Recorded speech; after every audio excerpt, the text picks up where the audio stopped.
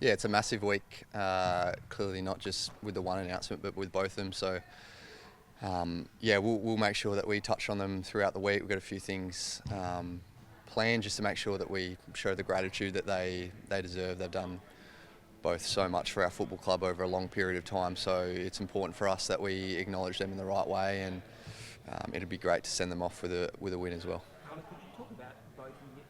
Was there a moment, or has there been a time where he's been particularly inspirational to you? And it doesn't have to be a football moment, something off field. How much has he helped you? Not many poor captains, you're two of them. Has he helped you in some kind of way along the way? Yeah, absolutely. In so many ways, to be honest, I could speak about it for a long time. But early days, especially, he was my mentor, I guess you could say. We got divvied up, a young player with an older player, and he was my guy for a while. So, yeah, we spent a bit of time together, and I don't know. You just learn so much when you spend time with a person with character like Trav.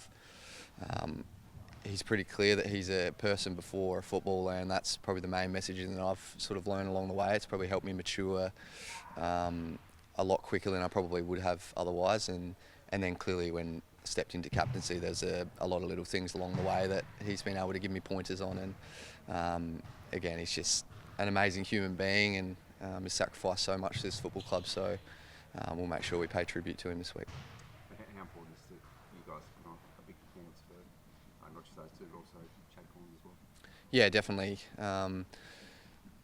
I mean, the game is clearly an important part of this week, and as I touched on before, we'll pay tribute to them throughout this week and have a pretty emotional build-up, I'm sure, with the season coming to an end. And yeah, it's really important as a playing group. We probably don't have exactly everyone we would like to have out there, but it's important for us that we have the right attitude and effort this week, and even if we don't come away with the 4 points, that we come into the game with an attitude to just really get after it and make sure our effort's there for sure. Do you feel like you had that on Saturday? Because I guess it's slow stuff for you guys, and you're chasing power the whole day pretty much. Yeah, we definitely had a slow start. They got on top of us in the midfield, centre bounce specifically, and it was probably a little too late in the end.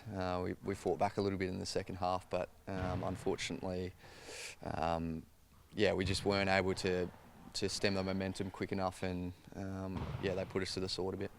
Do you does the playing group do anything? I know you obviously have Trav, but do you do anything for Kenny, given it's his last game and he's been such a big figure for you guys?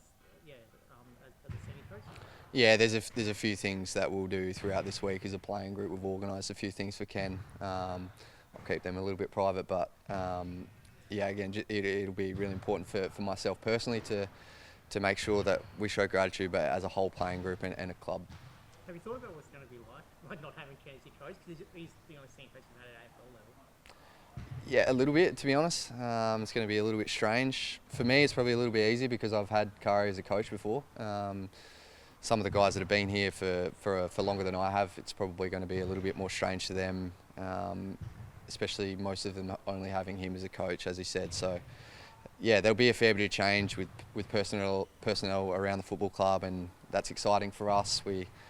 We end a chapter and open a new one, which gives us a lot of excitement. At times for Ken, it has been, well, for some Port fans, it's been an interesting relationship at times with Ken. How important is it for, I guess, Port fans to show their gratitude to him on Friday night? Yeah, it's an emotional sport, and especially being in Adelaide with a two-team town, Ken sort of cops the best and the worst of not just our fans, but fans in general, and he's just dealt with that so well along the journey. He's pretty used to it now. He's been copping a fair bit for a long time. So, yeah, the mentor and the leader that he's been for our football club, it's really important that I think our fans, especially this week, just really get behind him and appreciate what he's done for our football club. How anxious, Connor? Saul, managing? It's okay. Yeah, I'm just getting through really. Trying to help out, and it's a little bit sore still. It's been pulling up okay, but yeah, I'll make sure I'm out there this week. Is there any consideration of just maybe calling the season a bit earlier and making sure it's right? I can't really do anything too major that'll affect me for next year, so that's the main reason that I've been able to play on. And then obviously I just want to keep winning. I'm a competitive person, so if I can help the team and Ken and the coaching group think that that's best for the playing group, then I'll be out there.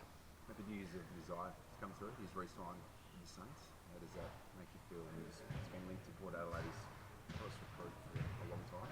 As a skipper, how does it sit with you? Yeah, I haven't seen anything official yet, but yeah, if that's the case, then congrats to him. Really, he's an amazing player. Not only us, but I think every side in the competition would love to have a player like him. And yeah, he's earned every part of what he is coming his way. So not sure what that means in the future in terms of what he'll do, but yeah, congratulations to him. Did you ever chat to him? Did you try? Were you part of the group trying to get him over here? We had a couple of messages, but nothing too major. Looks like the club's going to challenge Ollie's suspension at the moment. I guess, yeah, what are your thoughts when you saw that he's got 3 weeks for that?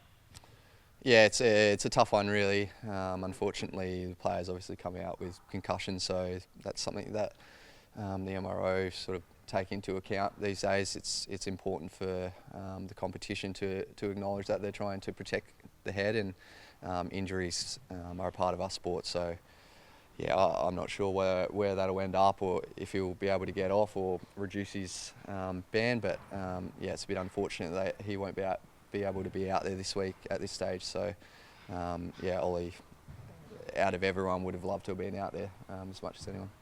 Connor, can you speak about, I guess, maybe the reaction and the response and the support that you and your family have gotten since, I guess, your radio interview on Friday was?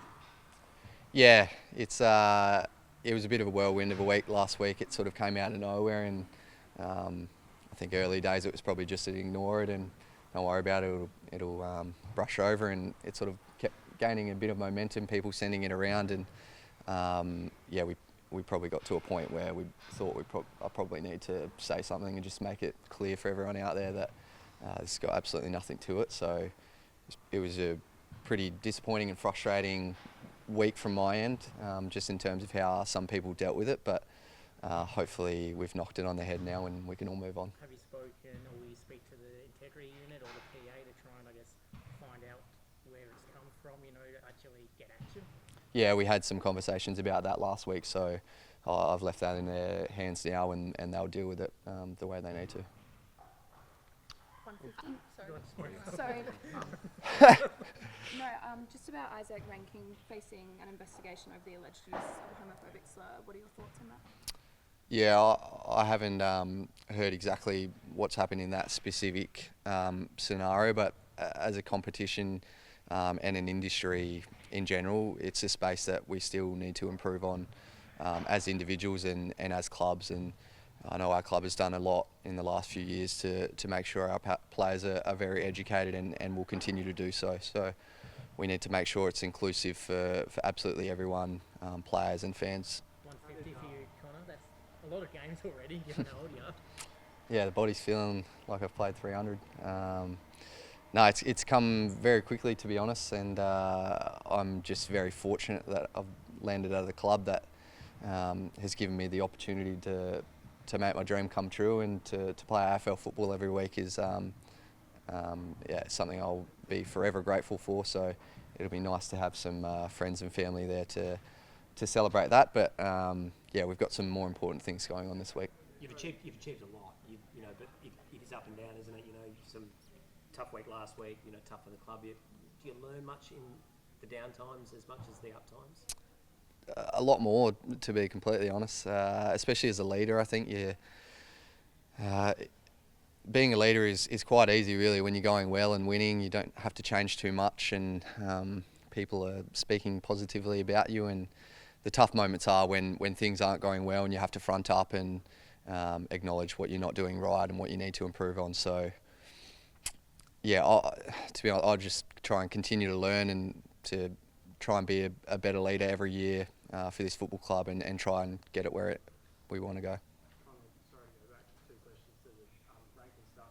Jeremy, obviously last year, a similar different scenario. What was that period like for him, which the Crows may have to go through now with Isaac? Yeah, clearly a tough situation, because he acknowledged that he'd made a mistake, and it was pretty public. So he did a lot of work on, as I touched on before, the education side of things, and making sure that he was around the importance of words and how they can affect people. And Yeah, again, I don't know the specifics of the situation on the weekend, but from Jeremy's perspective, he he had a few tough weeks, and I'm sure he'll be better for it in the long run. And what was that like for you guys with the Jeremy thing? Where you go on one hand, I know you've done something wrong, but on the other hand, you're our mate and you're our teammate. How do you balance that?